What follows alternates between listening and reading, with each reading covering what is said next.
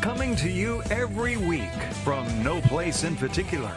This is the Forever Road podcast featuring Bosco.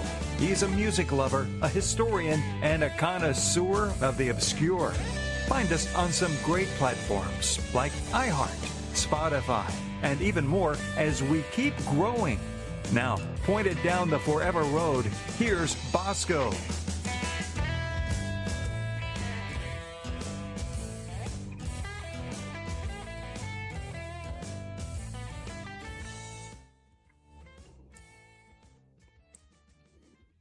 Here we go. What's going on, brothers and sisters? Bosco here. Joining me this week again is Brother Turtle. He is at least alive and present. Luckily alive and present. Luckily alive, yeah. How's it been, brother? Sounds like you've been screaming like a college girl. I went and hung out with a bunch of bikers and they beat me up. Kept serving me drinks. It's going pretty good. I just relaxed today, man. Apparently I'm still sore. I attempted to do some yard work this morning. I'm still sore from falling a week ago. For those that don't know, I came out of my door Monday morning and I noticed the light was on in my utility room, or as I call it, the utility room. So I went in there to turn that light off, and when I came out, tripped on Air. An extension cord that was running across the carport. And then when I tripped on that, I hit the legs of my cherry picker, engine hoist, in other terms. And then I came down hard on my elbow, my right hip, jarred my neck, my shoulder, my knee. So I'm still very sore from that. That's what happens when you get old. When you're trying to hold up a weed eater. Yeah. And that's what I did. And I was like, oh, God, I can't do this. Not right now anyway. So we got Tyler S. in the chats. Welcome in, brother. Welcome. So I know, I guess I understand that you, yeah, right. Yeah, you're right, man. You don't bounce back like you used to. I need to start going back to the gym, man. I'll admit this. Barely bounce nowadays. And concrete. I need to start, like I said, I pay for that gym membership. I just don't go like a dummy. But so over the last week, did we record last weekend? I think we were here. I'm sure we were, but I don't know. No, I don't think we did. Because you weren't feeling good.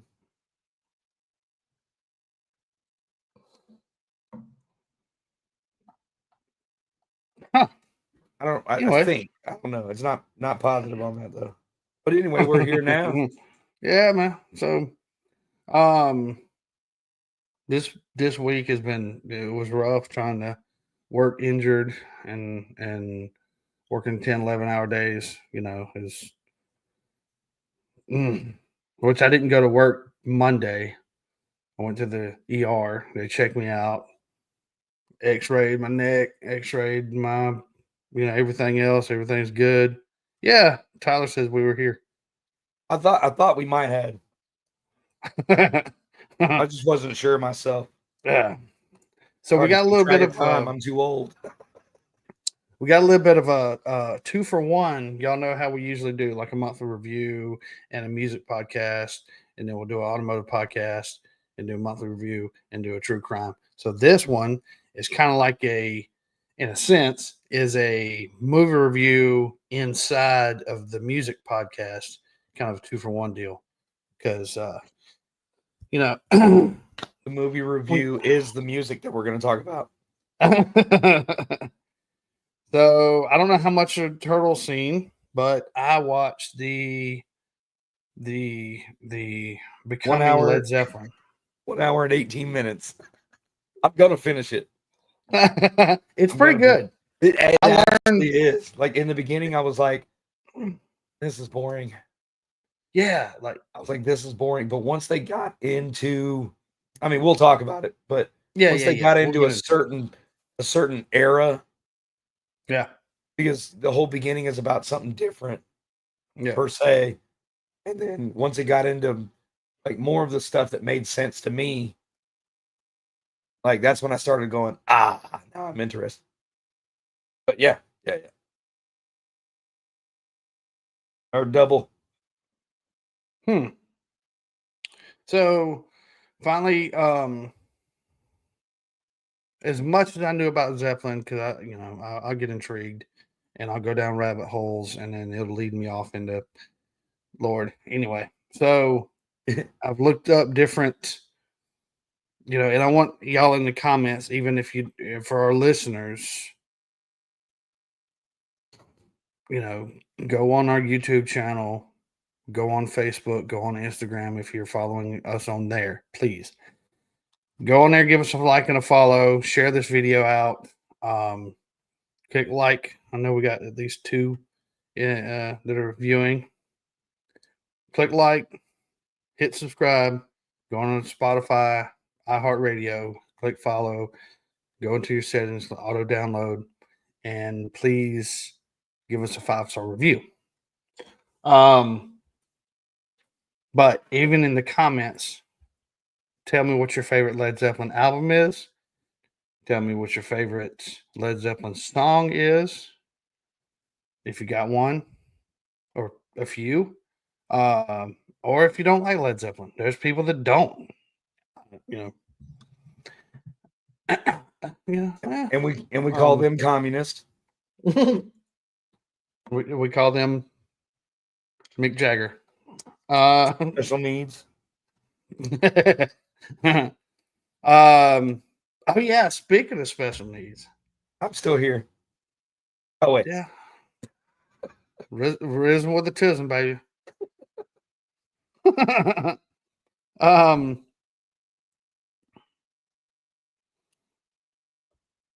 So we did a rolling car show for a local guy, a local kid and his family.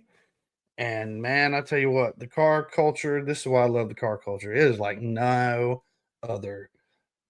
Political differences aside, race and all that other jargon aside, all the other blah, blah, blah beliefs, this, that, and the other, whatever. No one cares. When it comes to car culture, you're talking about a people that really pulls together when somebody's in need, when and this really, I'd say it was really in a need. It was really important. This kid had his heart. He wanted to see cars, and he wanted to see, different cool cars. He didn't care what it was: trucks, vans, SUVs, cars, pickup truck. Oh, I already said trucks. Motorcycles, side by side. Didn't care. And trucks. Yeah, and trucks. Did I mention trucks? There might have been some trucks. So Tyler said, "I'm here. What do you think the S means?"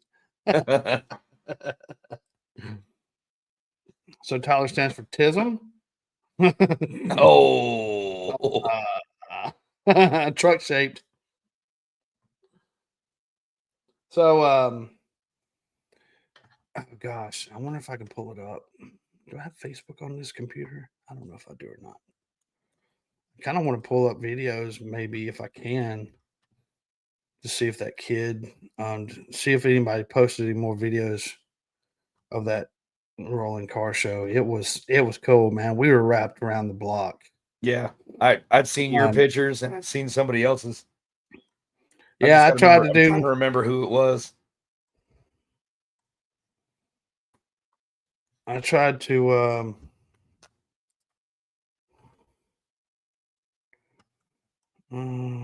Easter Sunday. No, thank you. Um,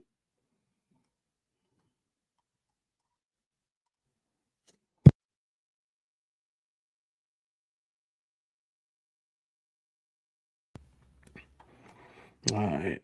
I don't see anybody. I don't see any new videos. Anyway, so John and his brothers are out there on the side of the road, in front of their house. And it was fun, and it was great to see all the different. I mean, here's some of it. Let's see. Hang on. Pause this thing.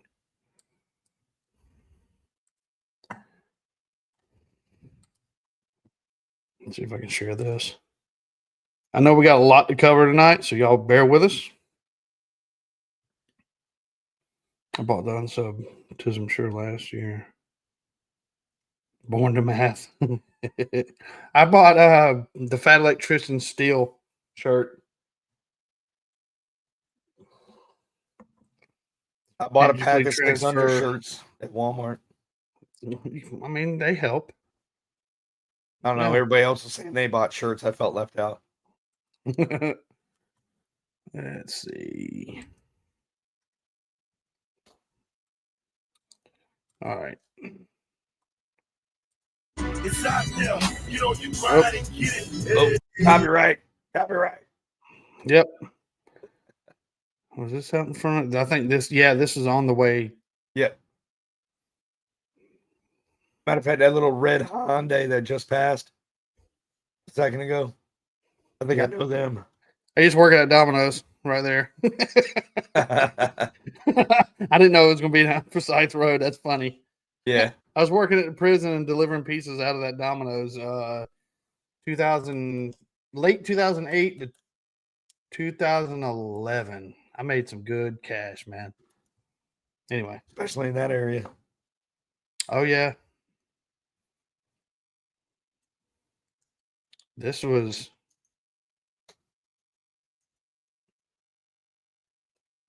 I don't even know. Yeah, I was right. I was behind all of them.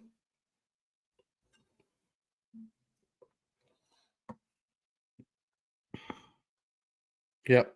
I recognize those.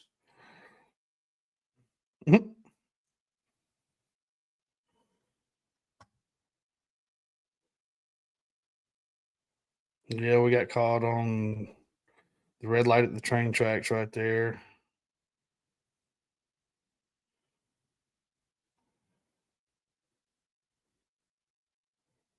Did you have somebody with you? No, I was by myself. Gotcha. This is somebody else's. Obviously, y'all. This is somebody else's video. I didn't shoot a video going down the road. I should have. I should have got somebody to go with me. That way, they can do a video. Yeah, and there was a couple car shows in town. Yeah, quite a bit. What I understood. I think that's the one at the church. Yeah, that's the one at the church or the one at Peach County High School. Okay. But yeah, there's a big turnout, man. There they are. There's kids.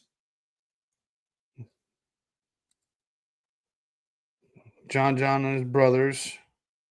I think that's Leon Jones. That's the corner of Bibb County right there.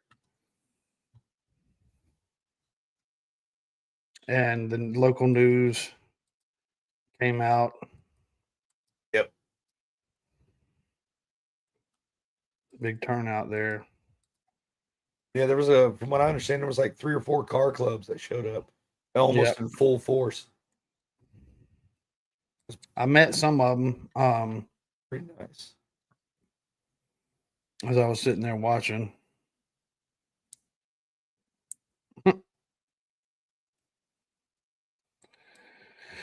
As I was sitting there waiting then we had to back out and come back around the block because the way traffic was flowing down that street. So I, flipped around and came up through that way. And I mean, like I said, it was a big turnout. I got to see them. You know, I was I had the only lifted truck. Because when I went outside yesterday morning, walked outside and I looked at Lucille, I looked over at the general. I was like, which one am I going to take? I walked over to the general. I said, there's too much crap in here. It'll take too long to clean out. So I looked over at Lucille and I said, yeah, I got enough time. So I went up to the car wash. I looked in the back. I had one bag I had to throw away. Cleaned the back of that truck out. Drove it to the car wash, vacuumed everything out, and then shot up there to Macon. And I realized I have a pretty truck, man. It's not silver. It's not gray like what you see now. It's not black. That red just does something, man. It's And just that's enough why I black love trim on. Yeah.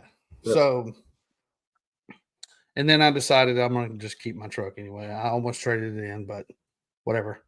So, but we had a big turnout. It made John and his brothers happy. It was great. He said red, Gamecock Steady said red ages. Not a fan of UGA? No? Okay. Well, that's all right. Not everybody can be. Not everybody was blessed to be born in Athens, Georgia. Thankfully. The town is crowded enough.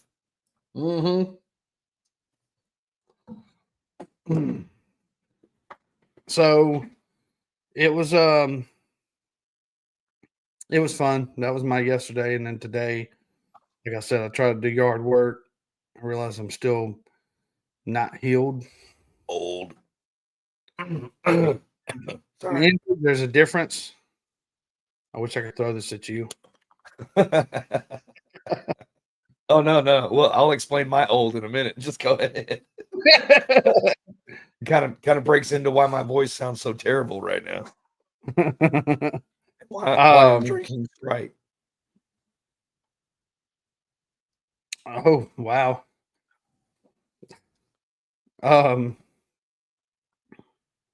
Let's see. Do you want to cover this day of music or just pass that and keep on trucking on our topic? Which I want to do. I didn't see anything really interesting. I don't know. I'm just having fun talking, brother. Yeah, we'll cover this day of music. Bronze statue of Charlie Pride was unveiled at the Icon Walk outside. In the Icon Walk outside the Ryman Auditorium. This was unveiled 2 years ago, 2023.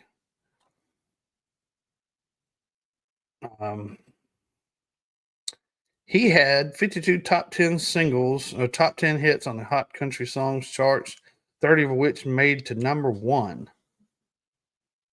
He won the Entertainer of the Year awards at CMAs in 71 and a Grammy for Best Country Vocal Performance, male in 72. Yeah.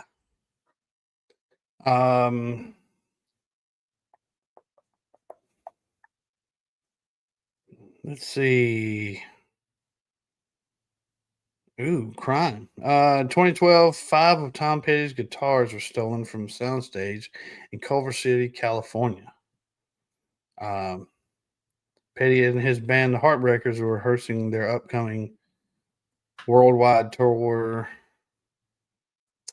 Stolen gear included 67 blonde Rickenbacker, a 67 Epiphone Sheridan, and a 65 Gibson SG-TV Junior. A Fender Broadcaster and a Duesenberg. Isn't that a car? Yes. And a Duesenberg Mike Campbell model, which belonged to Campbell himself. Petty was offering a no questions asked reward for a bounty of $7,500 to anyone that could bring back the guitars. Bring them back, no questions. Here's $7,500. Have a good one. Wow.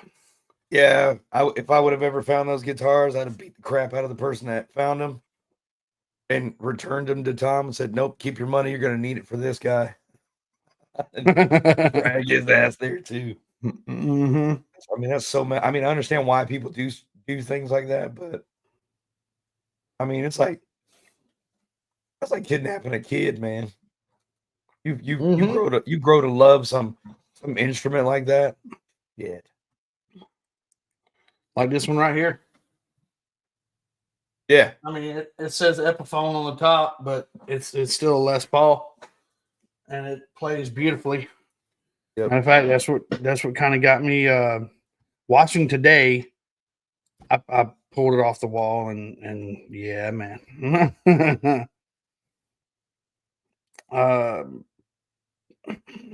68-year-old U.S. music producer Phil Spector was convicted of murdering actress Lana Clarkson after a 5 month retrial. He pleaded not guilty to second-degree murder of the 40-year-old Miss Clarkson. What?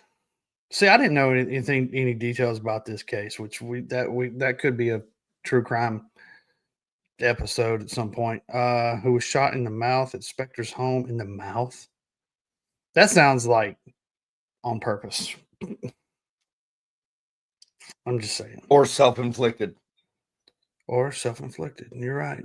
Thinking it might could look like he did it, but it's repairable.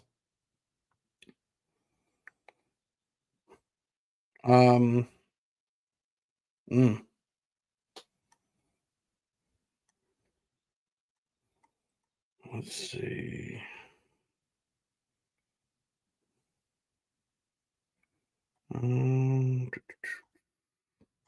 Nothing that we really cover. The first Aerosmith Day was observed in the Commonwealth of Massachusetts.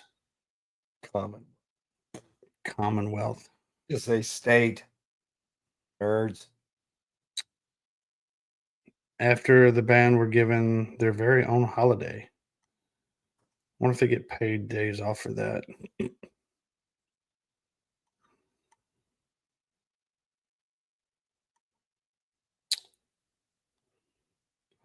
Bob Marley and the Wailers released Catch Fire, their first album on Island Records, and which is now regarded as one of the greatest reggae albums of all time. So this is in 1973. The album was groundbreaking as its singles were released as long playing records as against. Who wrote this? To the early reggae songs.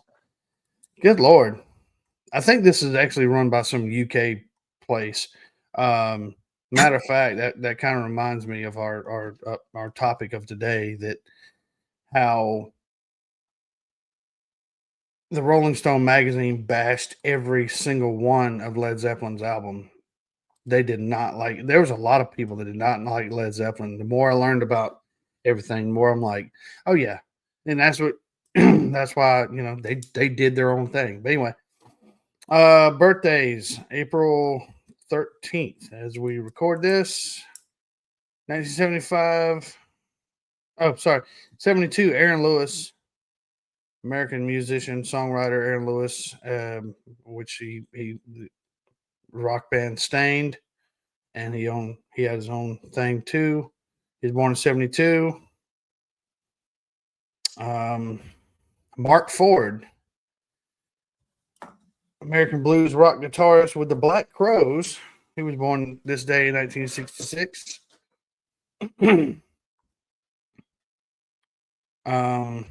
You like Red Hot Chili Peppers, don't you? Not the food, but the band, right? Yeah, both. Both. Yes, on both. I've seen them both in concert. One's just a little shittier than the other. Halil Slovak, the guitarist for Red Hot Chili Peppers, born today, 1962. He recorded 2 albums with the band, Freaky Styley, and I'm trying to say this correctly, the Uplift Mofo Party Plan. Died from heroin overdose in June of 1988. So kind of before they kicked off really big.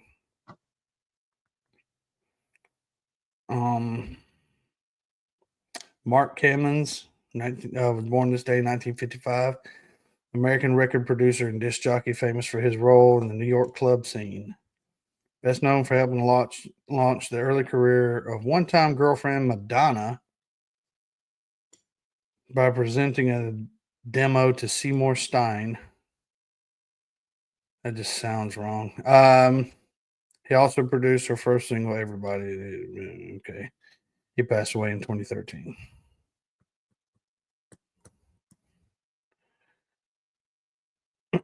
Al Green was born this day, 1946. American singer-songwriter known as the Reverend Al Green. If you don't know who Al Green is, I promise you. You have no idea what you're doing in life. you need to check yourself, man. You For need to real. get Jesus. Put You need Jesus on some Al Green. or whatever other deity you believe in.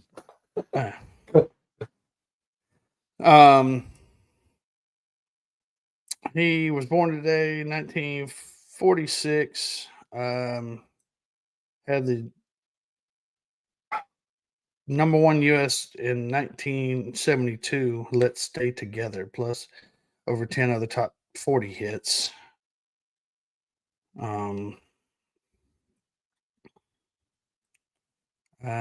That's about it for what we cover here. There's a lot of other stuff. And I ain't trying to say this is all according to me.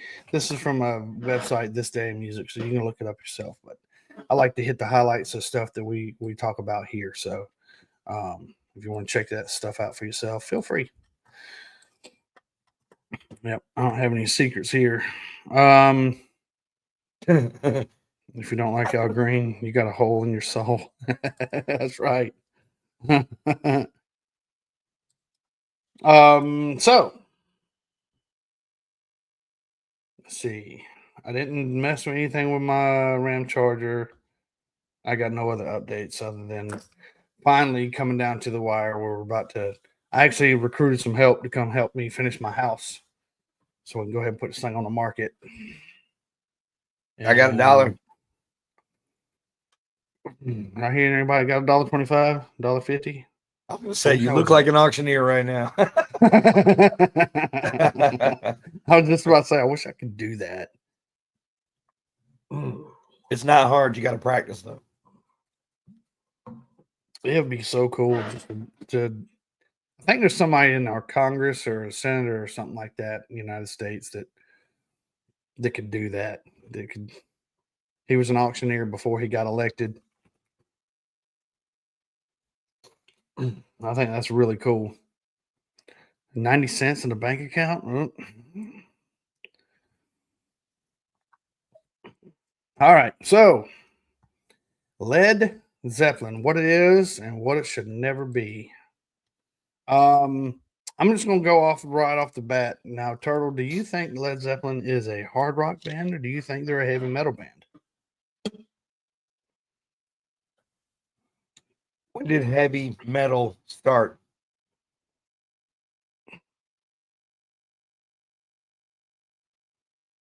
That's a trick question, isn't it? That's kind of a toughy one. As a social norm, heavy metal didn't really start until the late 70s, 80s. You think so? Mm-hmm. Don't change the question. So I would say they're not a metal band, a heavy metal band. Are they hard rock or heavy metal? And that's what I'm saying. Like that's why I'm answering this way. It's because I can't consider them a heavy metal band. Because growing up, I saw heavy metal as late 70s, early 80s. They started in the 60s. That started in the late 60s. But that's what I'm saying. They started in the 60s. Right. Mid to late 60s. So I consider them a hard rock.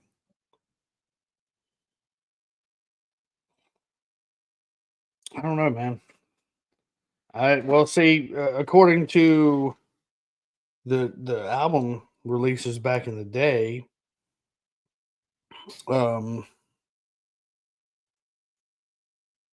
the first Yeah, Led Zeppelin 1, the first album, was considered the first hard rock album. Led Zeppelin 2 was considered the first heavy metal album to be ever. Just, I'm not saying this is anybody. I'm just saying what I was told. So, Yep. um, I think, I, I think they're a little bit of both. They're heavily, as you know, they're heavily, and anybody else who's listening to Led Zeppelin, if you haven't, then I strongly suggest check out the first four. Especially the third the one, fourth. oh yeah. So, what's your favorite Zeppelin album or song or both? I don't have one You don't? because I like all of it. So there's no, or maybe comment in the chat to anybody. There's no like one you think Led Zeppelin, right off the top of your head, what's the first song that comes to mind? All of it. Led Zeppelin for me is one of those bands that I can't categorize them by their songs. Can't. And I can't compare them to anybody else. I can't personally. I love Led Zeppelin. Like when I told you earlier I was looking for my Led Zeppelin shirt. Yeah. It would fit Jason. Find you a big teddy bear to squeak. Just there we go. I'm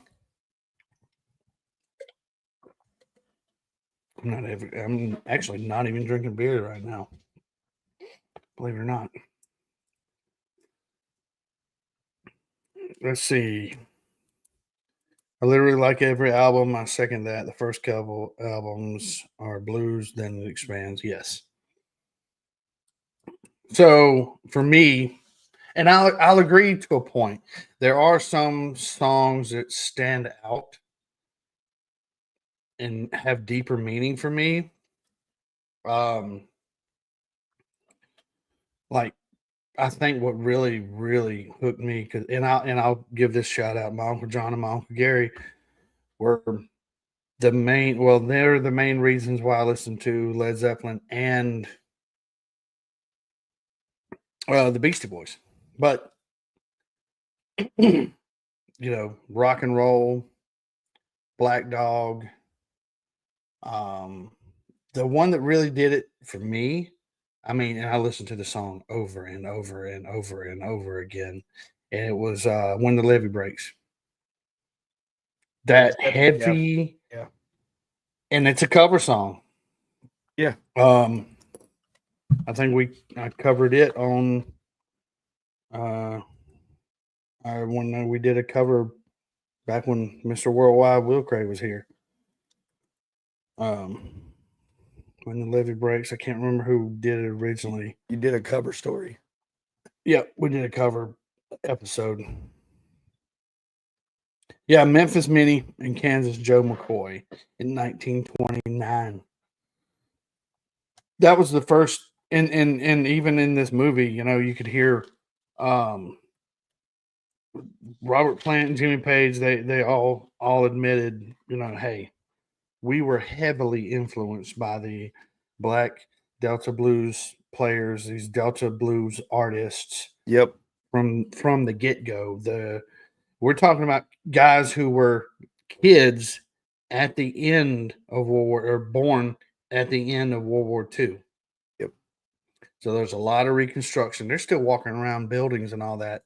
They've been bombed out and demolished. Craters in the middle of the roads. So there's a lot of reconstruction going on. And then they're bringing care packages from the United States over to, and I always try to figure that out. I never thought about it until watching this movie. That's how the blues artists, over in England, over in Britain, over in the UK, however you want to call it, that's how they got their inspiration. I was like, Now I know you're not going to listen to radio stations out of the South down here, way over there, but it made sense. I never put two and two together, never gave it any thought. It just they were influenced by these artists, which the artist would tour over there as well. Sonny Boy Williamson toured over there. So, like I said, and man, I got notes. And Tyler would tell you, just like Andrea, he knows what I'm talking about. I got my what she calls it grandma notes. I call it pawpaw notes, I guess. But yeah, so I mean, they're again started out. I mean, they're like a hard blues band, a hard rock band, heavy metal. You know, just rock and roll, pure and simple. Which rock and roll was a derivative of the blues. Anyway, yeah, Papa notes. So, you know, we have, I'm just going to run this down. Our members of Led Zeppelin, we got John Bonham, who was I tell you like this, and I'll admit this right here. I started out wanting to be a drummer. When I got into music, before I picked up a guitar, before I had my first little cheap guitar that I got from a neighbor for cutting his grass,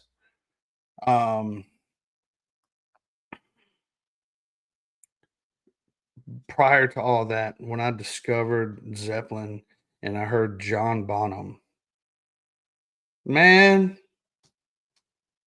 if you have the talent, if you have the mindset where you can listen to any early Led Zeppelin stuff, any later, especially Led Zeppelin 4, we'll get to that in a minute. Listen to John Bonham. If you can listen to just pay attention to the drums. There's a song called In My Time of Dying that they covered. And I mean, it's I think 12 minutes long. Longer than Stairway. In My Time of Dying is just some of the best, hardest, fast drumming I've ever heard. You know, I heard John Bonham went and bought a cheap drum set. Oh, yep, you're right. Try to learn every song. Yep, but I got heavy. Man, I wanted to be a drummer so bad after hearing John Bonham. Man, I mean, just and the cool part about this movie is you can actually, and I don't know how they're going to release it, if they release it to Prime Video or any streaming services, or how they're going to do it. I know it was in theaters for a hot minute, but there's actually an interview with John Bonham, and to hear him talk, you know, he was a wild man. He liked going fast. He liked speed. Anyway, but John Bonham. So we got John Bonham on drums. Born August 31st. Oh, I hate when I scribble, man. Looks like an 8 or a 5. Not gonna lie. We got John Bonham, John Paul Jones, Robert Plant, and Jimmy Page, and that was it. You know where the name Led Zeppelin came from?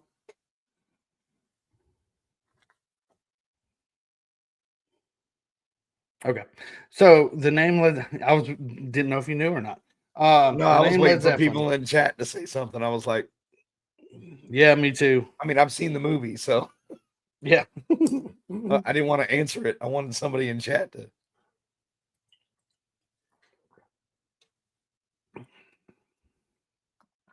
Okay, so I guess not. No, I guess not. The name Led Zeppelin came from Keith Moon of the Who. Yeah, they were on tour and we'll get to it here in a minute. They were on tour as the New Yardbirds. Yep. And Keith said, well, they went down like a lead balloon. And at first, they was like, Lead Balloon. Hey, y'all want to change your name to Lead Balloon? And then everybody was like, no. And then they came out with Zeppelin. And John Paul And- Jones says, that sounds terrible. I like it. He said, John Paul Jones said, nobody's going to remember that. That's stupid. So stupid. All right. Well, do Who you have says- any other who says ideas? that?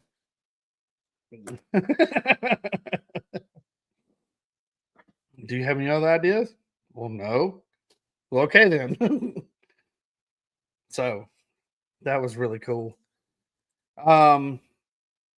So this band started out from two different bands. I'm being learned right now. Oh man. Yep. I was just about to touch base on that here in a minute. So this band started out from two different bands. One called so the heavy influence John Bonham, and I wrote this down because I really thought it was kind of cool. John Bonham got his influence from James Brown's drummer. Yeah, Yep. Say that 3 times fast. James Brown's drummer. Yeah. Sounds like a disease. Right. Go to CVS and get a cream for that. No, you're gonna need Ajax and some sandpaper. Hey Doc, what do I have? I'm sorry. You have James Brown's drummer. What? Here's the script.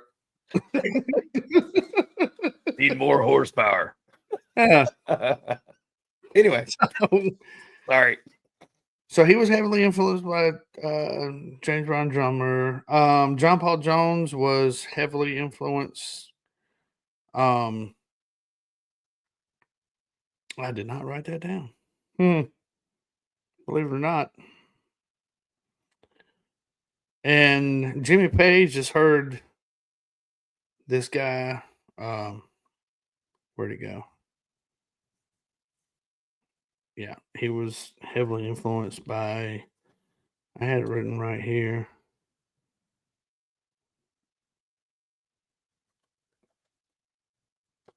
Where'd he go? I'll remember it here in a minute, I'm sure. Anyway.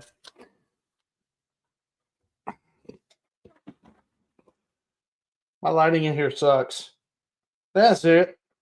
Lonnie Donegan. And so Lonnie Donegan made him really want to pick up the guitar. I had it in a different spot. I thought it was up here by his name. I had to look for that. So it made him want to pick up a guitar. And then he goes to school and runs into this dude named Rod Wyatt. Rod Wyatt's got a guitar. And Jimmy's like, I have a guitar at home. And Rod's like, well, bring it. So he goes to school. Rod teaches him how to tune it and teaches him some chords. And then kind of fast forward a little while, and they're in high school or maybe middle school era. They look like they're in their early teens. So Jimmy and Wyatt were playing this playing this music at the school. I think it was 1958. Let's see.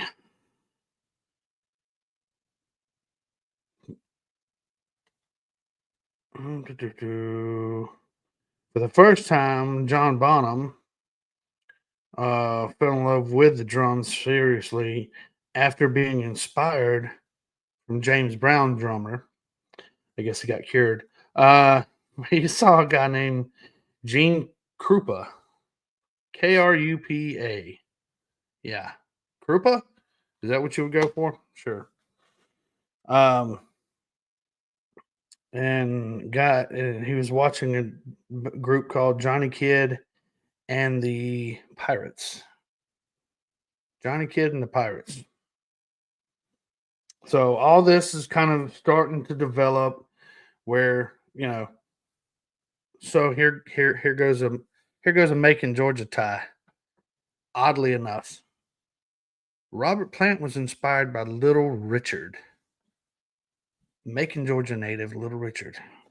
He saw Little Richard on TV, or I don't know if they went to the concert or whatever, but he saw him on TV and he just knew, I want to sing. You seen This is Little what I Richard want when to Little Richard went over to Europe. do. Yeah.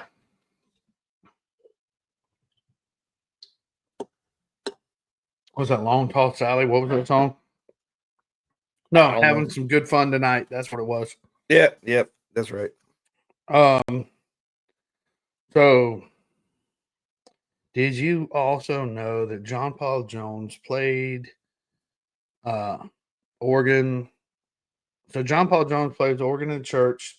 He gets paid. He starts making his money. I think he makes $25 a year or whatever Europe money is back in the day. He starts playing the organ, playing keys. So not only is he a bass player, he likes playing the organ. Do that again. His father.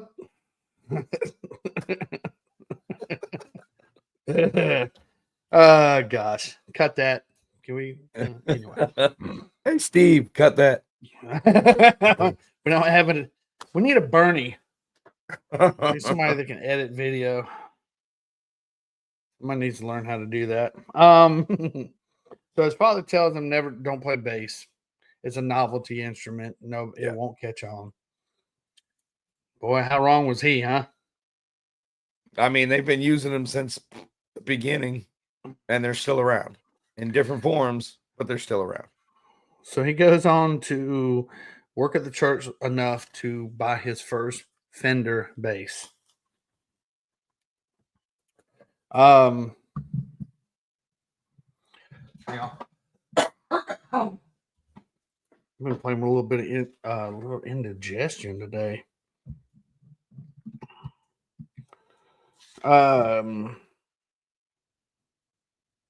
Somewhere around 63, I think. Jimmy Page has been playing at the Marquee on Thursday nights. And he runs into this group called Carter Lewis and the Southerners. I guess south of somewhere. And they talked him into joining them. We need a guitarist. Come over here and play and kind of improvise your part. Improvise the solo. And he gets up there and he already had something in mind as they were playing. And we're gonna play this song, improvise your part, go for it, do your thing. Then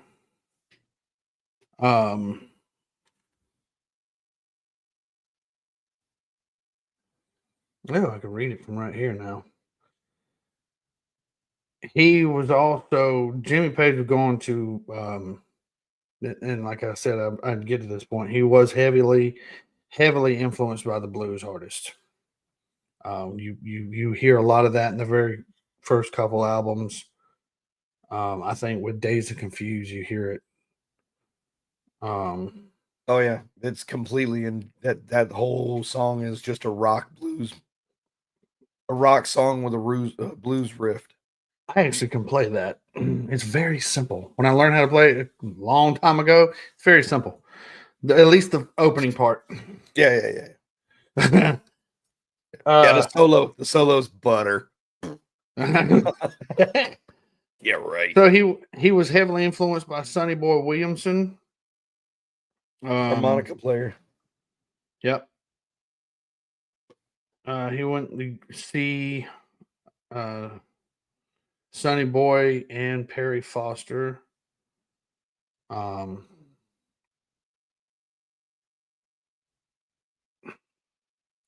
And then John Bonham. Like I said, he got heavily influenced by James Brown. Plant and Bonham would meet at the age of 16. So that they're middle school, almost high school age. And Bonham told Plant, they were already in separate bands. Bonham told Plant, he said, "Man, you sound good, but you sound better with a better drummer." So now Robert Plant joins this band. Let me see if I can remember what it's called.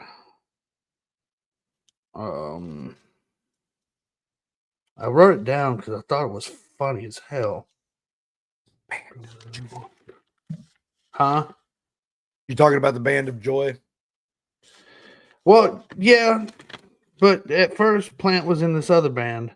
That's what I was trying to remember, that first, but right before Band of Joy.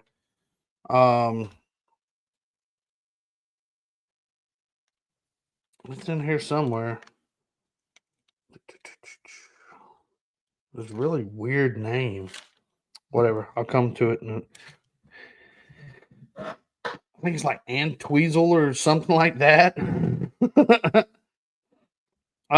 So I'm not sure. I don't remember. I was sitting here trying to think about it. I was like, I know what you're talking about, but I'm like,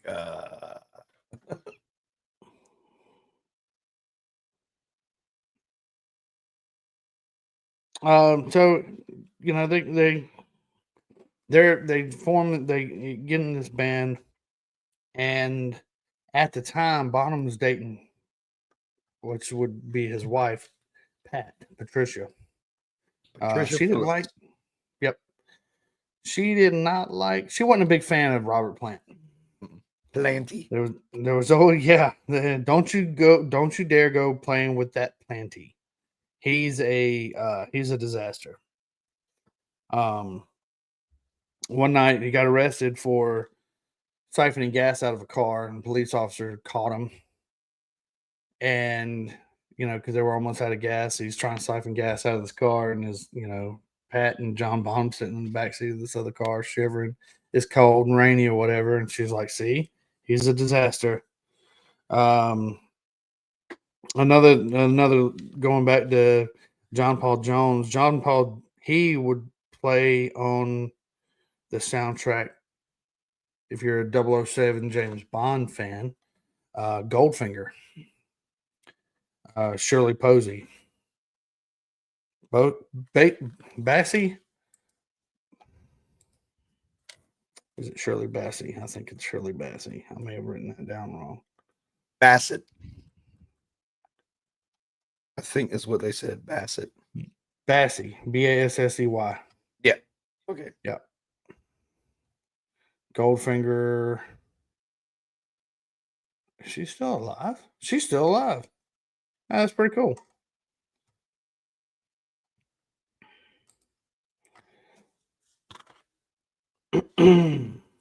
Sorry, my handwriting is horrible. I was also writing kind of in a, wouldn't even say a well-lit room either.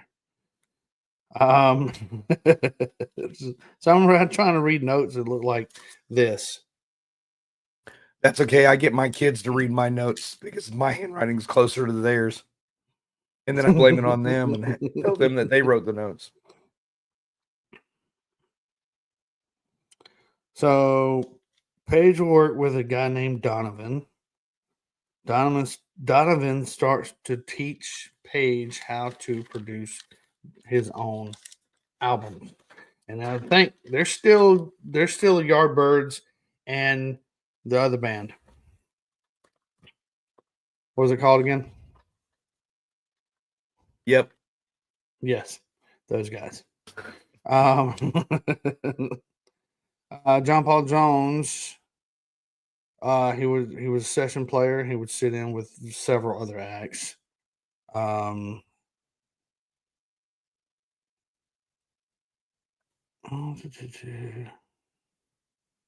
Yep. In '67, Robert Plant and Bonham run into Jimmy Page, and Jimmy Page asked them to join the Yardbirds, which by then called the New Yardbirds. The Yardbirds originally, and I'll go back to that here in just a second. Yardbirds were drummer Jim McCarty, Keith Reef, Not to be confused with Chief Keef. Kiefer. Okay. Peter Grant, he was their road manager. Steve Winwood, Steve Marriott, Page, Beck, Keith Moon had recorded a song together. I'm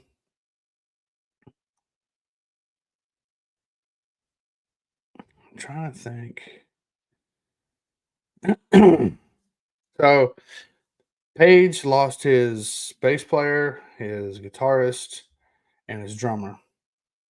No, he still had his guitarist. So it was just Page and the guitarist. And there it is. Robert Plant was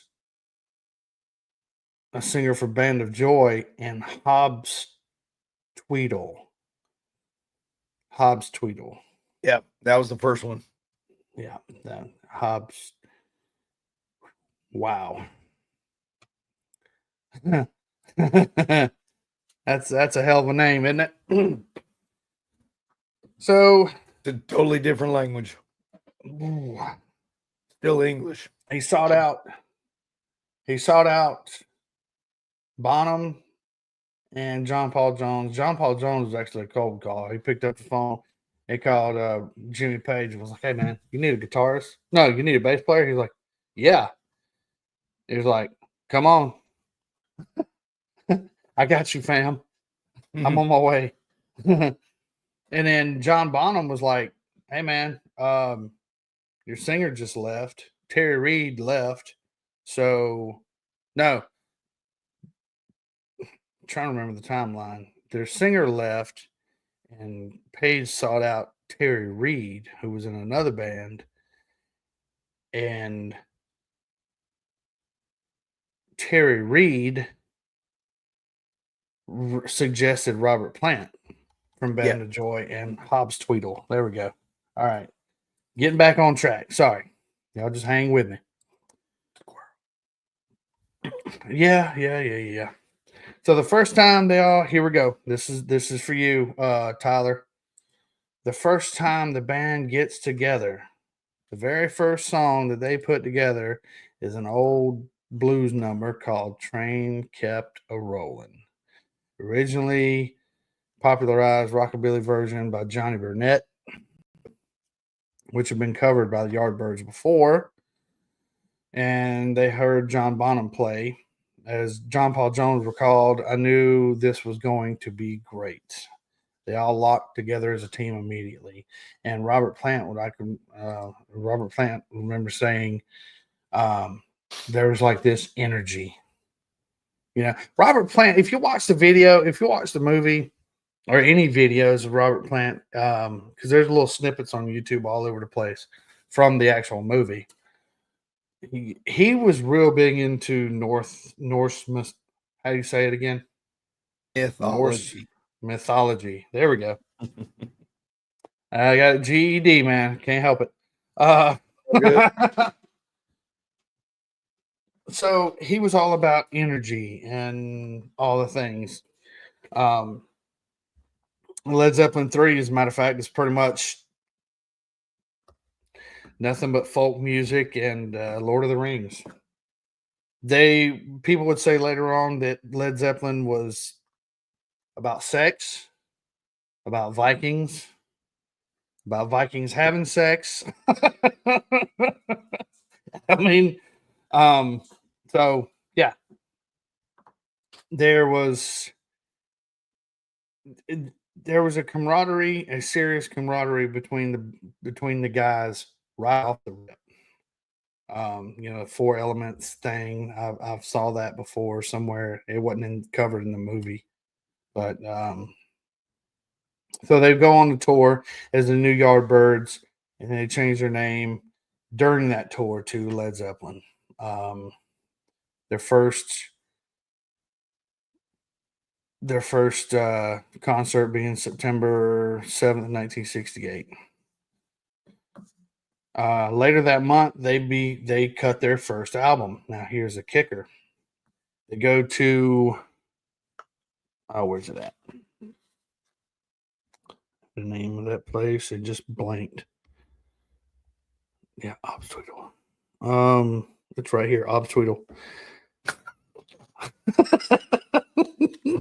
I found it 15 minutes later. So they go back to Olympic Studios. Thought I heard something. Kind of weird. You hear something in your house and you live alone. It's just, As long as when you ask who is it, they don't answer back, you're all right. the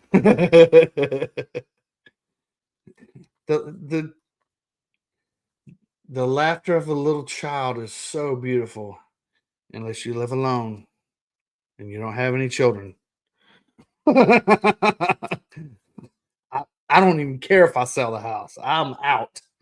I keep everything in the house. I'm gone. See you. Shit, I'll trade you. So they get some time at Olympic Studios, and you can go back and look in the movie. It actually says, right? It actually says Led Zeppelin, 11 p.m. onwards. So they started 11 p.m. at night, starting to cut their first album, self-titled album, Led Zeppelin. And it, and you got to think now, this is the late 60s. What all is going on in the world, worldwide chaos? You got Vietnam going on, you got other wars and things going on in other places. Uganda. You got the murder. Uganda. I saw that in there too.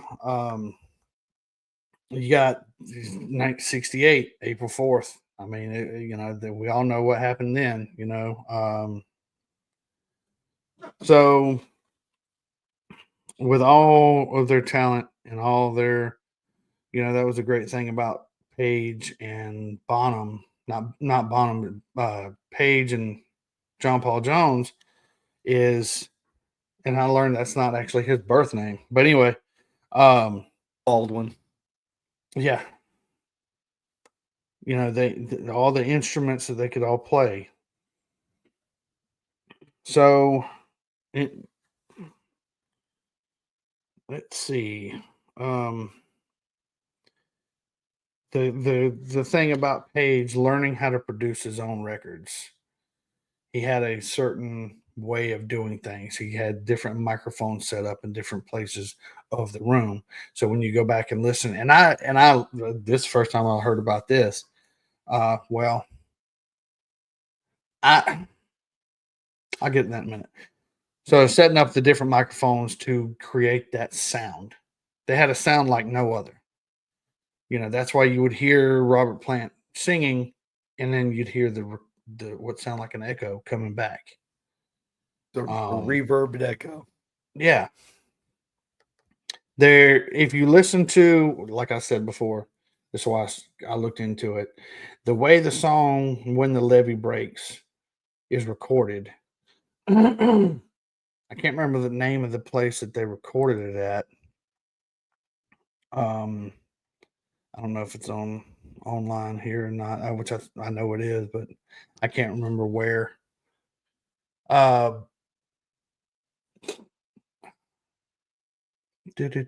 see. It was recorded in a certain. The way they did it was just. They did it in the phenomenal. Basement. No, they did it in the basement of a building. Not When the Levee Breaks. When the Levee Breaks. Headley. Oh no, that was the Heady. Yeah, never mind.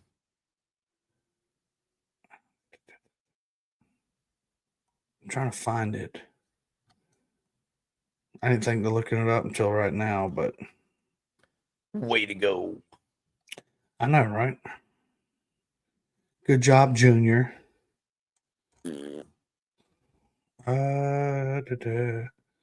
Let's see. The song remains the same.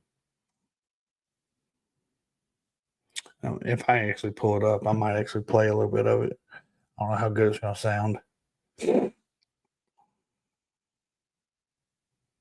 They went Hetty Grange, I think, is what they call this old building. I mean, it was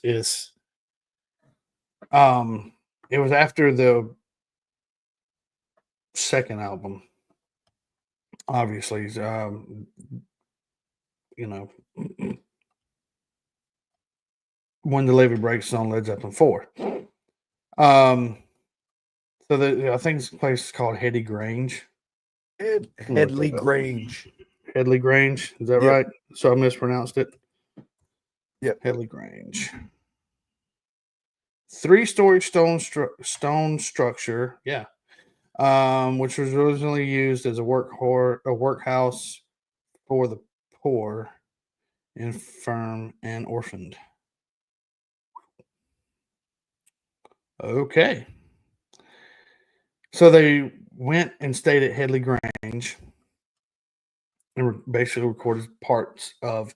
But what they did right there in the stairwell, they set up John Bonham's drum kit, and you got this long stairwell, right? Go straight up. Jimmy Page went through and set up different microphones at different levels. That's why you hear the drums and all that from that specific song sounding so just the way it sounds. There is no other song like it. And I think that's why I love that song so much. But it was sampled in Beastie Boys Rhyming and Stealing.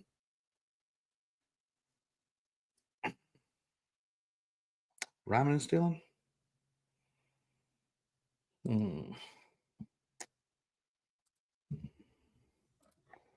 Let me see. I think it is.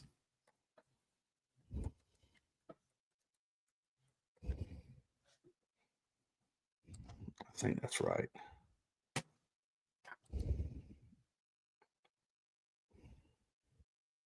Yep.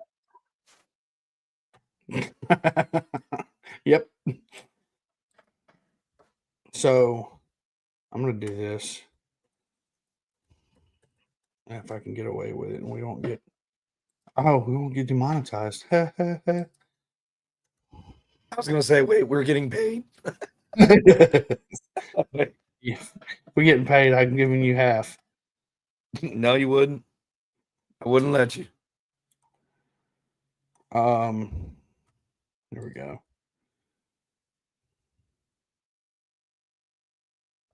Good Lord. All right, I had to stop it for a second. Share screen. There we go. All right, y'all ready for this? Now listen carefully. Dun, dun, dun, dun.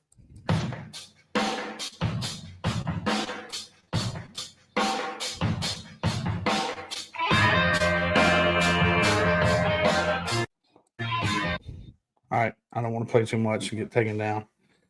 But you see this? You see what I'm saying? That reverb, that echo. That to me, that's just nice and everything. Frustrating. Oh, the name of the songs. I'm really bad for that. Some people, I mean, I guess that's my tism. I'm really good at remembering names of groups and names of songs, and a lot of it when a lot of it came out.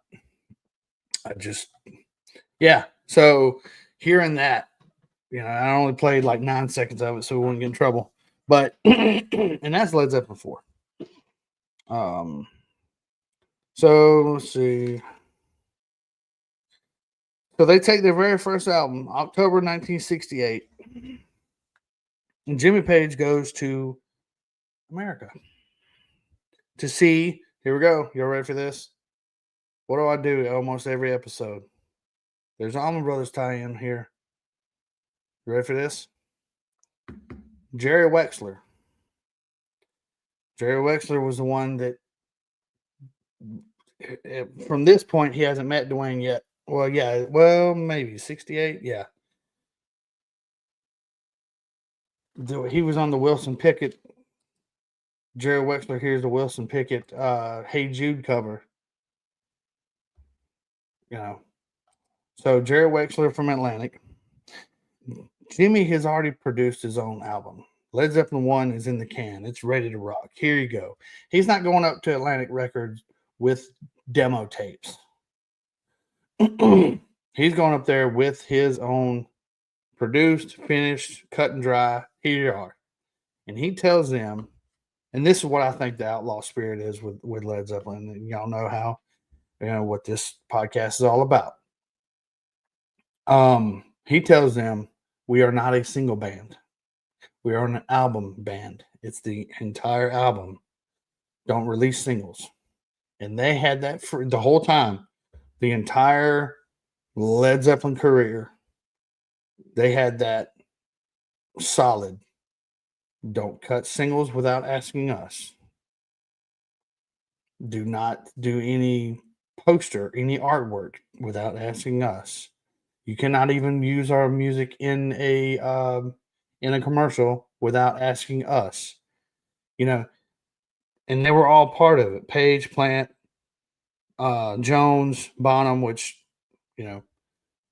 they all had deciding factors. If one of them didn't agree, then it wasn't going to happen. John, now there is rumors around the whatever. Jimmy Page is an asshole, whatever. He's a douchebag, whatever.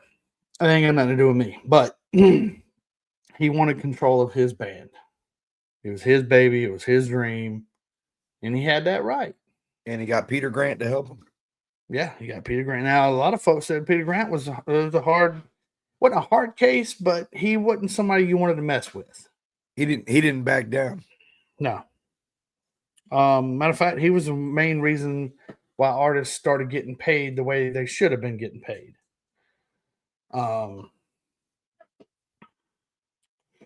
Probably him along with Twigs Linden for stabbing a nightclub guy in New York.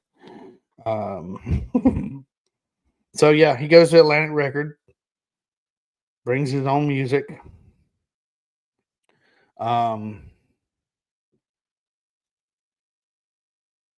November of 1968, they go on tour. They're in the United States.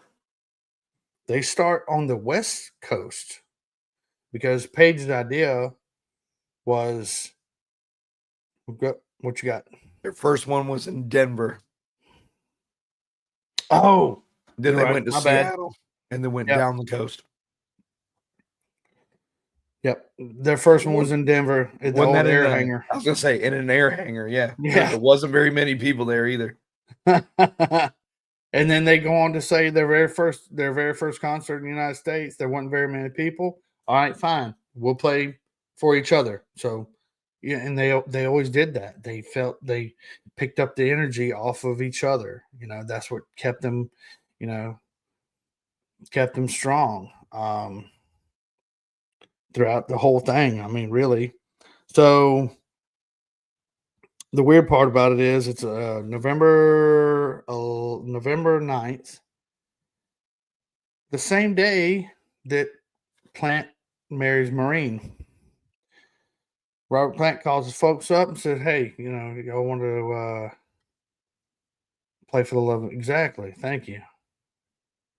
I mean, and I'll tell you another Macon, Georgia tie-in here in a minute, since we're talking about them coming to the States.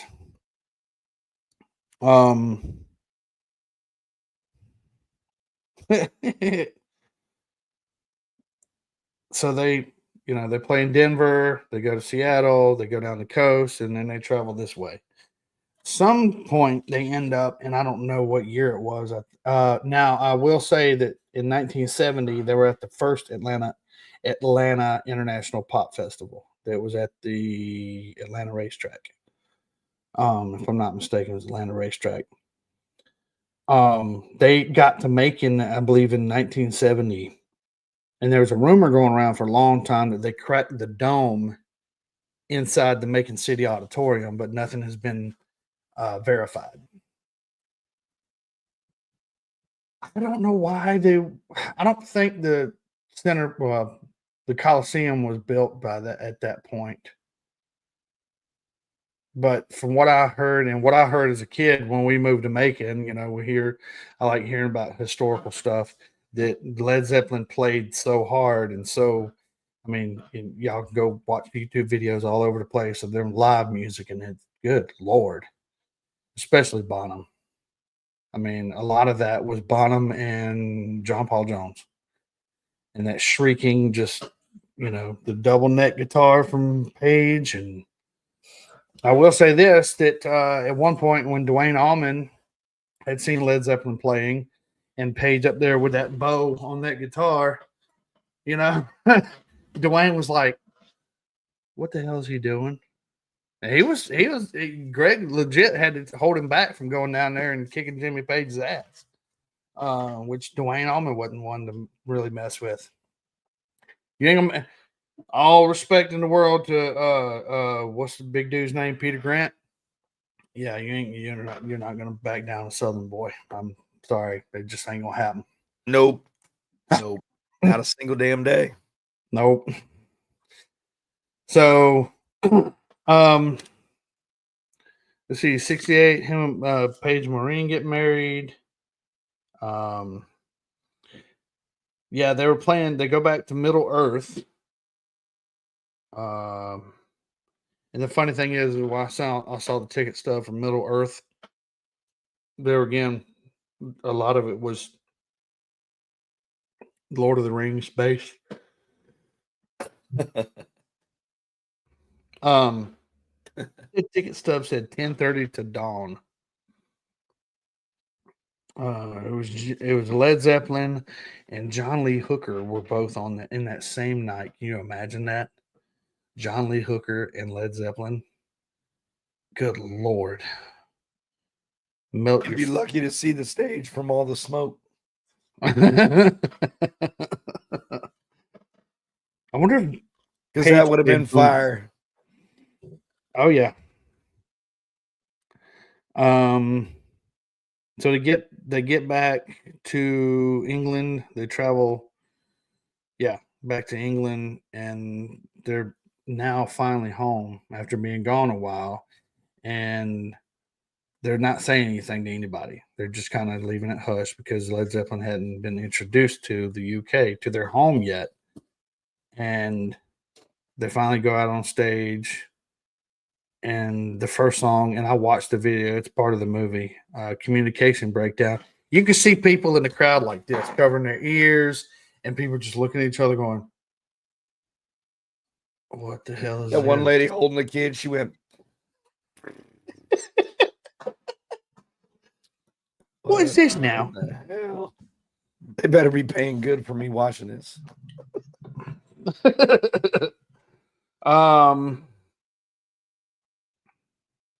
They get back to the States, and they're playing the Fillmore West with Country Joe and the Fish and Led Zeppelin and Taj Mahal. Yeah. And he tells them, Peter Grant tells them, if you don't make it here at Fillmore, then you're not going to make it. Yep, you're done. Yep. Might as well hang it up, buddy. And then bring the coat in. Yeah. July 69, they play the Atlanta Pop Festival. I covered that a second ago. But yeah. They were in So, Macon, by the way, they were in Macon on April 3rd, 1970. okay. I even have the set. Oh, that was almost the anniversary there. But yeah, I don't know if there's any proof that they had that they cracked the dome. There's not any proof saying that they did, and there's not any proof saying that they didn't. I've heard from more than one source, and I might have to actually ask somebody. There's a group on Facebook about making history. I'll ask if anybody's ever heard of that.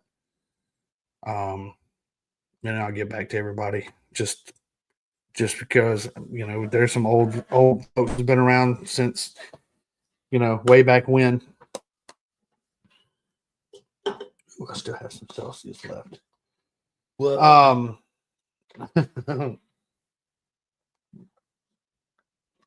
I will say this. I don't know how anybody feels about the Rolling Stone magazine. I am not a fan. And I'll tell you why. To me, they're kind of like the CNN of music critics. They don't give anybody a fair shake. You got a bunch of people that went to college to become journalists or whatever, and they don't really have a good taste in music, apparently. That or they don't have a good background on musical knowledge. Right. But if you shot down Zeppelin, then something's wrong with you. You know. Now there are radio stations nowadays that I will honestly say that that's all they if it wasn't for Zeppelin, Pink Floyd, and any name it, any hair band's music, they wouldn't have a radio station. Which I'm totally against. I don't listen, and believe it or not, I don't listen to Allman Brothers 24/7. I don't listen to Blackberry Smoke 24/7. It's a lie. Don't let him lie. Contrary to these pictures behind me. Okay. Not all the time. Just every other not song. all the time. Just every other song. Believe it or not, I have to be in a certain mood to listen to them. Oh yeah, no, I got you. Yeah. But and I absolutely I discovered Led Zeppelin obviously through my uncles, like I said, early before I discovered the Allman Brothers, man.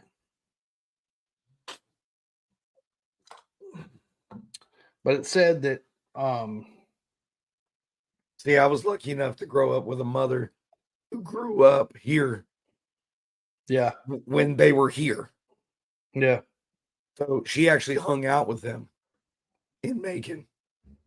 In downtown Macon in the parks that they used to go to. Mm-hmm. She used to hang out with them down there. But I never knew nothing about it. I knew about her hanging out with Alabama, but not the Allman Brothers. Like that wasn't because they were local. Right. By then they were considered local to Macon. So it wasn't nothing special to them. Yep. Yep.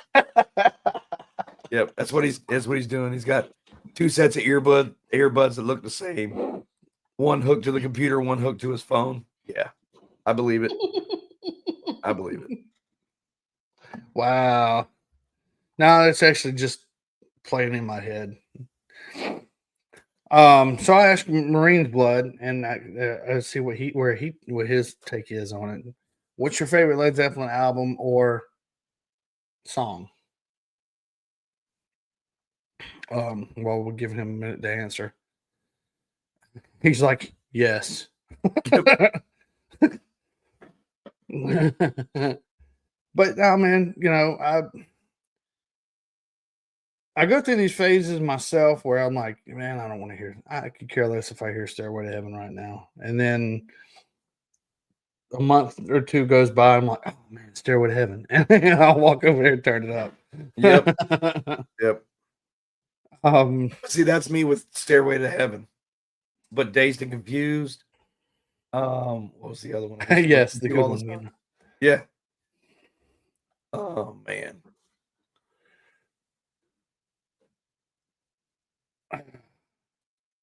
But yeah, there's a bunch for me, of them. I think my number one. So with all the lists, I think my number one, like I said before, When the Levee Breaks. You got great songs, Kashmir. So I know we kind of left off at 69, and that's kind of where the movie trailed off at. But unfortunately, John Bonham would pass away in 1980, September of 1980. He liked to drink. He was a wild man. There were struggles throughout the 70s there towards the end. I think probably after 78. They did change the sound a little bit. And I think their very last album, not Led Zeppelin 4, but so yeah, they took a hiatus from touring and from 75 to 77.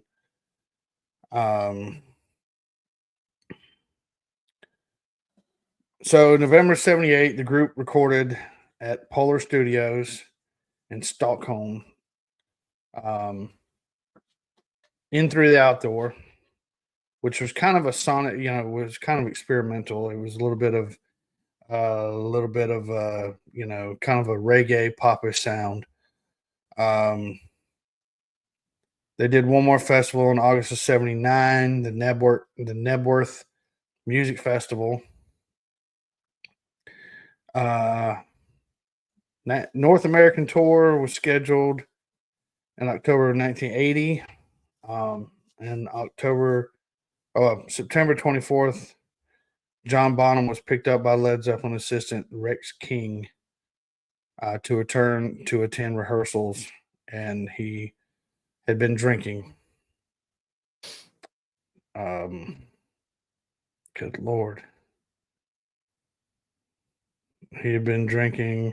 Bonham asked to stop for breakfast, where he downed 4 quadruple vodkas, 16 to 24 ounce U.S. ounces, with a ham roll. After taking a bite of the ham roll, he said to his assistant, breakfast. He continued to drink heavily after arriving at the studio. The rehearsals were halted late that evening, and everybody kind of chilled out for the rest of the evening. After midnight, Bonham, who had fallen asleep, they went to bed, placed on his side. At 1:45 the next day, the new tour manager, I'm not even going to try to pronounce that name, or maybe I will, Benji LaFarve. LaFarve. L-E, hang on, Lefevre. Lefebvre? That guy, Benji. And John Paul Jones found Bonham dead. The cause of death was asphyxiation from vomit. Yeah, another Pulmonary aspiration. Yep. Autopsy found no other recreational drugs in his body, although he had recently begun to take an antipsychotic medication. I'm not even going to try to pronounce any of that. It was for his depression. Yeah, to combat his anxiety and depression. Because he just recovered from being a heroin addict. Yeah. Bonham's remains were cremated and ashes interred on October 12th in Worcestershire. Worcestershire. Wash your sister sauce. Wait, what? Yep. Wash your sister sauce, sire. There we go. Wash your sister's shire. Yeah. Mama Cass did not die of a ham sandwich. Well, it's Dan Atkinson. What do you? Yeah, I mean, and make an Austin Powers reference. Sound like he was pickled. Yeah. Oh my God, I can't even joke. I'm not even gonna make that joke because he's like my favorite drummer aside from Vinnie Paul. Then huh? I said, Yeah. Believe it or not, John Bonham is as amazing as he was, and he's been ranked one of the greatest drummer ever. Jimmy Page, one of the greatest guitar players ever. John Paul Jones, bass and keyboard, ever. Led Zeppelin does have Robert Plant does have a very unique voice. There's a newer band called Greta Von Fleet. There's one song by them that I actually love, which I actually thought when I first heard it, I was like, why is Led Zeppelin? Is there a new Led Zeppelin song? But they put it to it, dude. I can't remember what the name of the song was called. Is it Greta Van Fleet? Yeah, Van Fleet. I said Vaughn. Yeah. Same difference. Tomato. Yeah, tomato.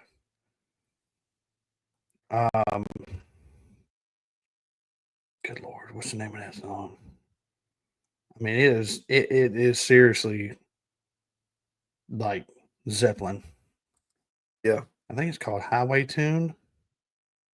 Yep. Yep. So those of you that know the Zeppelin, and if anybody in the chats don't know who, I'm gonna try to get by with 10 seconds. So let's try this. I know we got a lot to cover, but we're talking about one of the greatest bands in the history of music. They inspired, they're a huge inspiration to a lot of other acts. All right, y'all ready for this?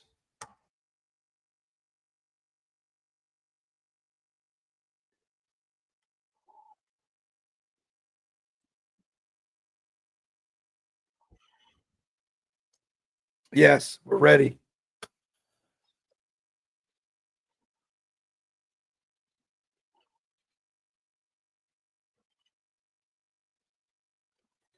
You're gonna tell me that ain't those. Ah, Lord. Tell me that ain't close. Didn't even hear it. You didn't hear it? I can't hear it. Did anybody hear it at all? Probably not. Which Did one you? is Anybody in the chat? Did y'all hear it at all? it? Is it? Hang on. Which one is it? Is it that one? The Flower Power? No. Well, what song was it? Let me try it again. Hang tight. I can get it pulled up again. I thought it played. I guess not. Because I can play it. X that out. Huh? I said I can play it if you want me to. You said Highway Tune, right? Yes. Go ahead. We got to get past the commercial first. You know how YouTube is.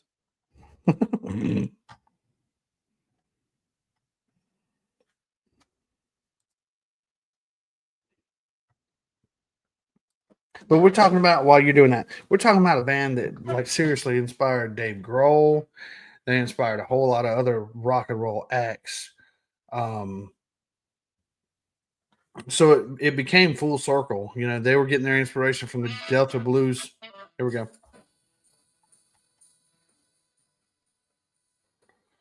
I thought you were going to share it on the screen. No, I just played on my phone, dude.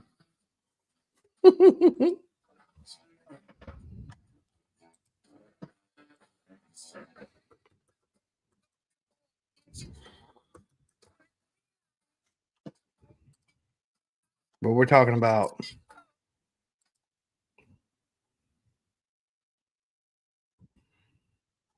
no, not that one. I mean, that sounds like Zeppelin. They really do sound like them, though.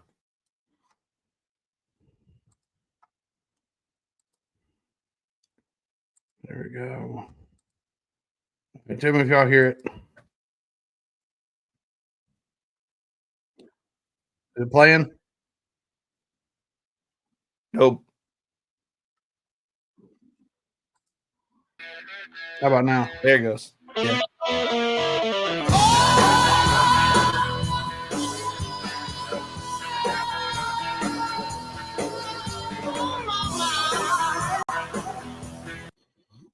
Tell me if that ain't Zeppelin. Definitely is. That's, man. And Robert Plant will go on to say that they're seriously impressed by that sound. Yeah. I hear them on Octane all the time. Yeah.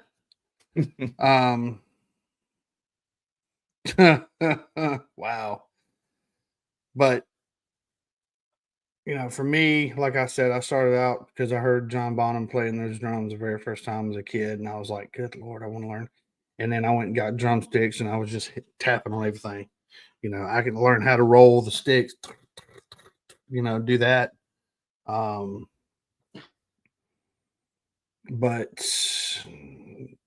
I think my love for guitar took over. I don't know. I'd go either way. We know.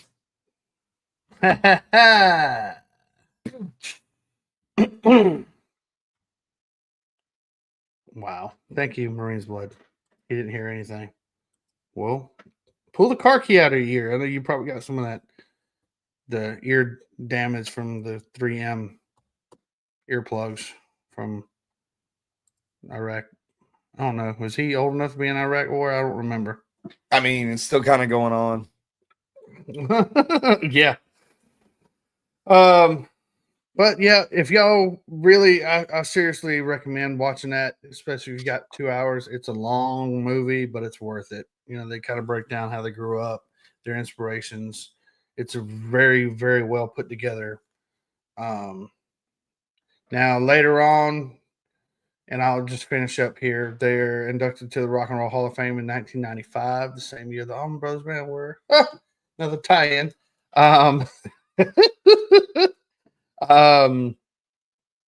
And they played the Kennedy Center, I think, in 2012. No, they're at the Kennedy Center, and there was a big tribute to Led Zeppelin in 2012, and where the band Heart, played Stairway. Now, Yeah. they were notorious for not liking any other version, any other group playing Stairway. It's kind of like it is down south. You have like this unwritten rule. Like the song Freebird is No untouchable. Freebird. You're not Don't allowed to mess do with it. Nobody's allowed to play it live. It's just this unwritten, nobody does it. Leave it alone. It's a sacred song. You know. I think that's the best version, the best way I heard it put by Charlie Starr of Blackberry Smoke. Go ahead, Turtle. Sorry. If you're going to play it as a band live, you do it their way, not your way. And I'll go ahead and put this out here. I know I'm a amateur music critic. I have my favorites, and I know I'm stubborn and biased and all this other stuff. But I've heard, oh dear God, I've heard Dolly Parton's, and all respect to Dolly, but she covered Stairway a couple years ago. For me, I was not impressed. I strongly believe, I don't get paid for this. What are they going to do? Cancel me? I strongly believe that once you're a music artist and you're very well known for this certain type, this is where you're at, stay right there. That's where you're at. Stay in your lane. Yeah. There's been other artists who crossed over, like Kenny Rogers. He, for some reason, comes to mind as I think the Dolly thing, but he started out as kind of an acid rock band, and then he got into country, and then he went into pop, and then he kind of, bobbed and weaved back and forth, slalomed.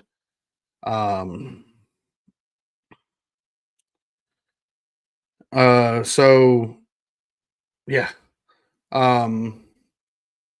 There's other artists out there, and I'm not going to get too far out there in the weeds on it, but yeah, stay in your lane, man. Leave stuff alone. Stairway is Stairway. Leave it alone. But so Heart does Stairway with a whole chorus, a whole chorus behind them. From what I understand from Nancy and Ann Wilson, that when they started their band, that's what they wanted to be, the female version of Led Zeppelin. There's other artists out there who got inspired by Led Zeppelin. Kenny Rogers done everything but rap. Yes. No, she does not.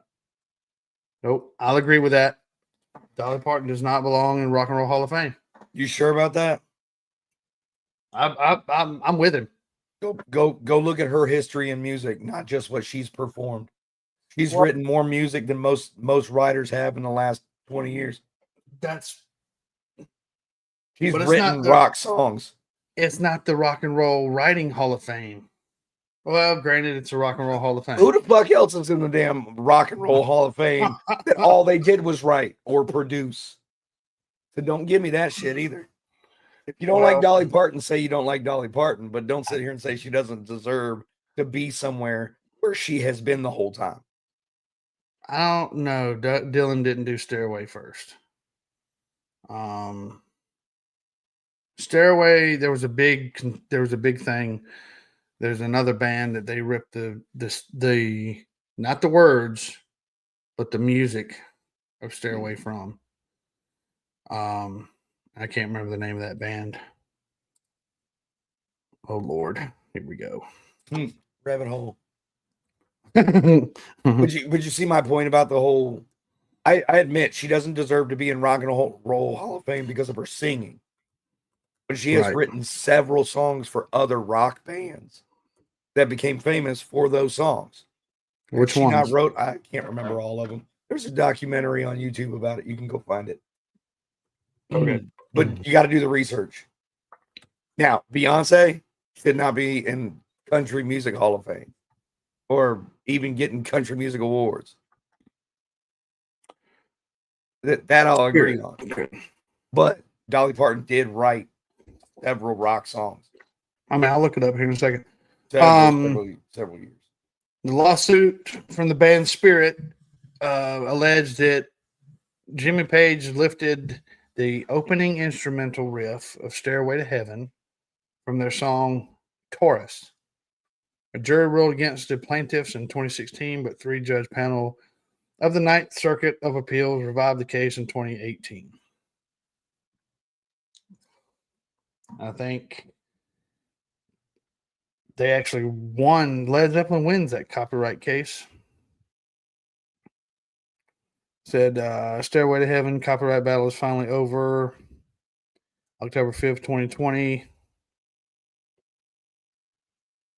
The final possible legal challenge to Led Zeppelin ownership of Stairway to Heaven has been defeated. The band was sued for copyright in 2014 over claims that they stole it. So there we go. So they own it now. Let's see. Do it rock songs.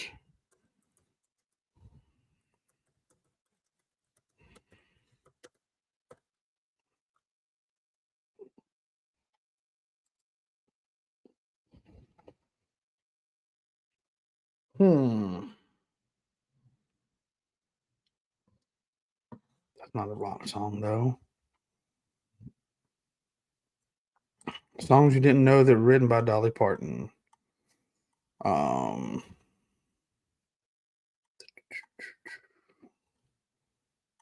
Dolly Parton, yeah. Come on, man. There's no list. Yeah, I ain't gonna fool with all that. But yeah, so like I said, all respect and we give Dolly her due. However, she's not a rock and roll artist. I think that's my problem with a lot of the hand me a trophy award places, or some of the. You got to take away all the producers and the writers out of all of the Hall of Fames. Well, then put them in their own Hall of Fame. They're not up on stage. You're singling out Dolly Parton. You'd have to single out. You'd have to take out all the writers and producers. Well, then the ones that weren't artists. But it's also not artist Hall of Fame either. All right. It's about rock and roll in general. Right. All right. Yeah, you got a point. She did have a part in rock and roll. Participation trophies. Yeah. Marines Bloods. I mean, I think it should be definitely harder for you to get into a category that you're not a performer in than it is for, like, with Dolly Parton. Country Music Hall of Fame, guaranteed. Yeah. Guaranteed. Early rock music, no matter heavy metal or not, just rock music in general, earlys. She had a lot to do with that too. And then, not directly performing, but if she was to get into the Rock and Roll Hall of Fame, it should be a lot harder than just because she's Dolly Parton. Like, there should be some significance to her contribution to the genre. Right. I mean, I have discovered that in my mind, and there again, it's probably my tism, but but they like to throw in categories. They like to throw these people in certain categories that they don't belong in. You know, like like this Beyonce. example for itself. Uh,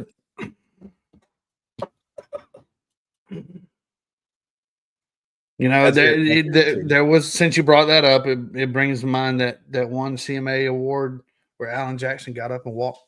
He got up and walked out. Yep. Well, would you leave? Because this ain't country music. You're gonna do a CMA Country Music Awards, and you got Beyonce up there. Yep.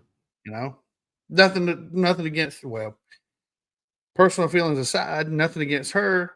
She does her music thing, but you do that over on another channel. Yep.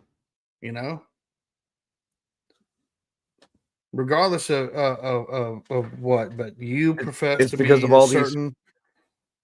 It's because of all these fake country kids. They Yeah. live in the city, but they drive the jacked up truck, wears cowboy hats, and listens to country music.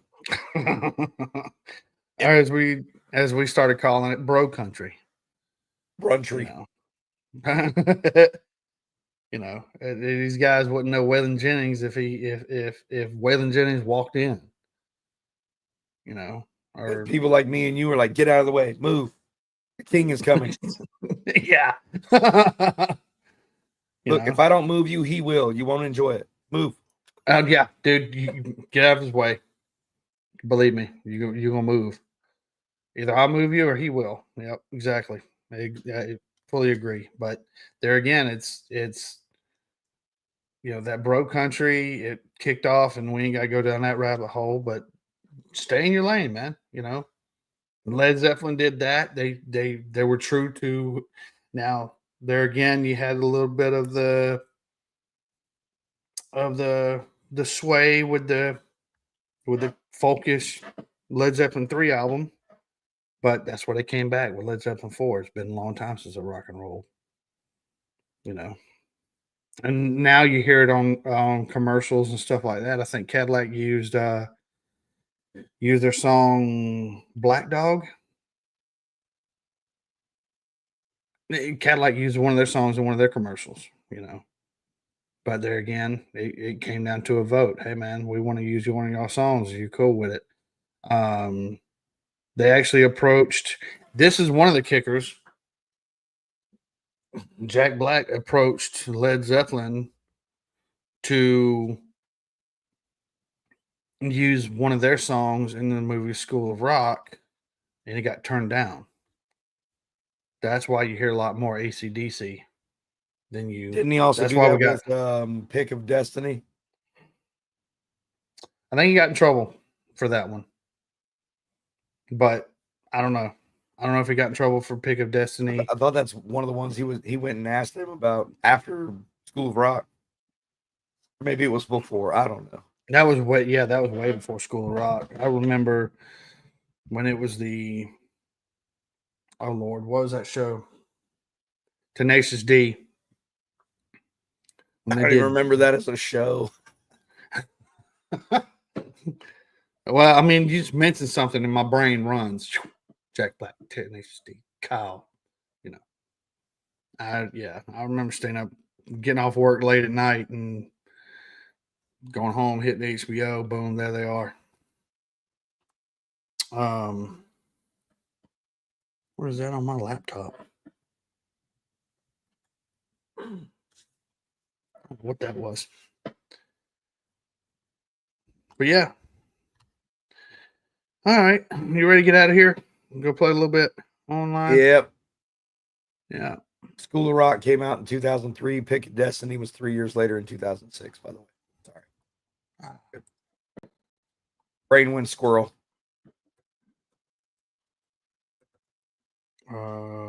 Tribute Song. I don't know what else to call it. The greatest song in the world tribute. Something like that. I don't remember when it was released.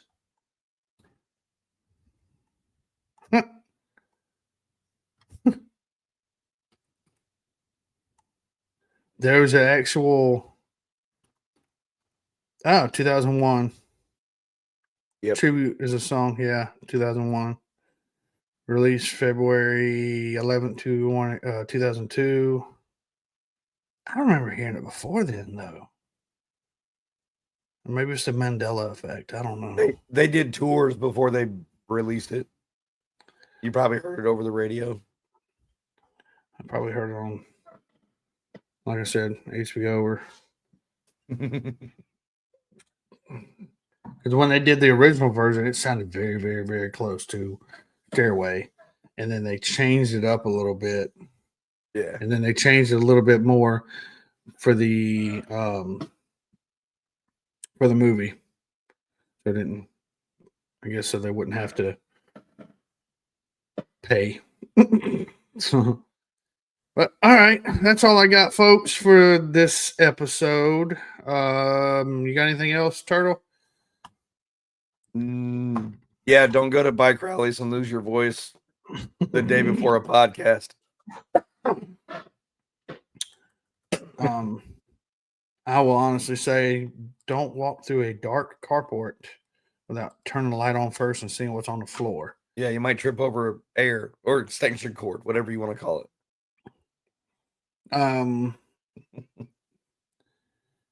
TDS effects of Tenacious D. Oh, Lord. Yeah. Mm-hmm. Brother Dan X in here with the dad jokes. That's not even a dad joke. So, as always, there it is.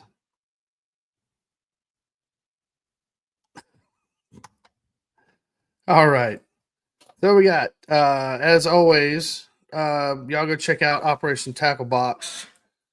Have they changed their new? Not yet. Not yet. Operation Tackle Box, 501c3 nonprofit organization. They are ran by veterans for veterans. Healing through reeling, combat veterans, helping And wheeling. combat veterans. And wheeling, yes. They just gave away the side by side. Y'all go check them out. OperationTackleBox.org. That's the Facebook right Operation.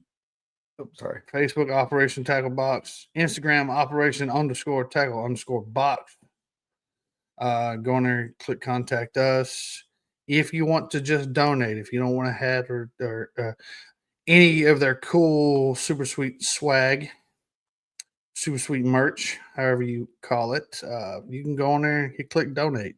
You take PayPal, MasterCard, all the things.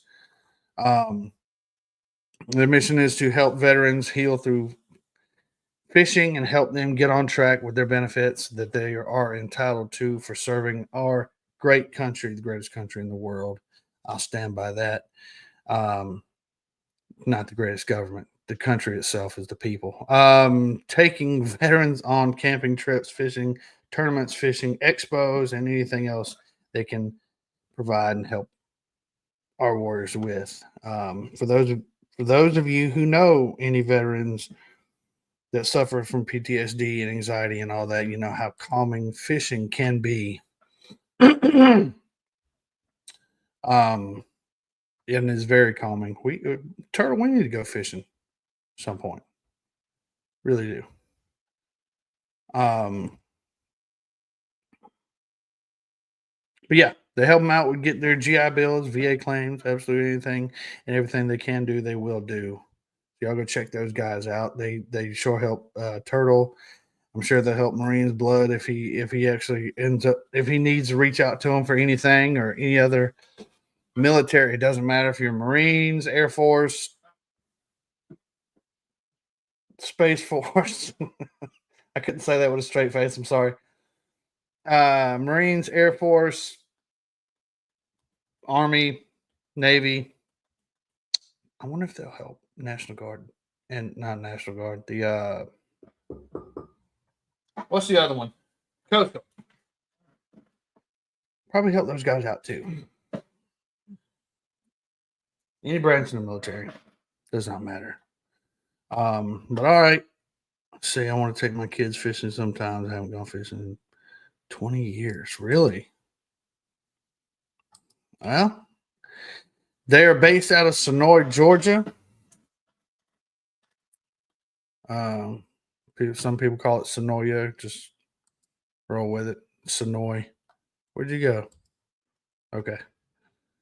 I got booted somehow. Yeah, I was wondering about that. I don't. Since when did Space Force do anything that would? That's why I said I couldn't say it with a straight face, man. They collected a government paycheck. That'll give you PTSD right there. Having to wait for that thing to clear. Could be crying, waiting to. No, just waiting for the check to clear. Yeah. Make sure the government actually has the money. I'm wondering if your lights are going to stay on. But no, I seriously, we do support our military veterans, and as far as it goes for me, military, first responder, law enforcement veterans as well. I seriously appreciate everything you guys do. I know I served my 8 years, but how long were you in for, Turtle? I don't remember. 11 total. 11 total. Where'd I get 8 from? Because you can't count. They vacuum the moon. Vacuum the moon and clean up the space dust. And the Space Force. Everything, where they anyway. All right. We'll figure out what's going on next week. I got nothing right off the top of my head anyway, but I know I wanted to go ahead, and I was super excited to bring y'all this Led Zeppelin episode. We're creeping up on 2 hours, so you got anything else? Nope. Dan, since you're right there, come get your parts. Anyway, I will see y'all next week. Same time, same channel.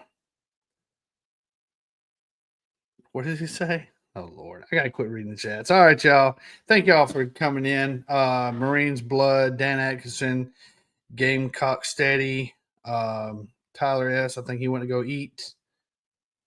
And whoever else is watching, thank y'all very much. Easiest way to support us really is to click like and subscribe on our channel. Share this video. Uncle Jerry, come get your shit.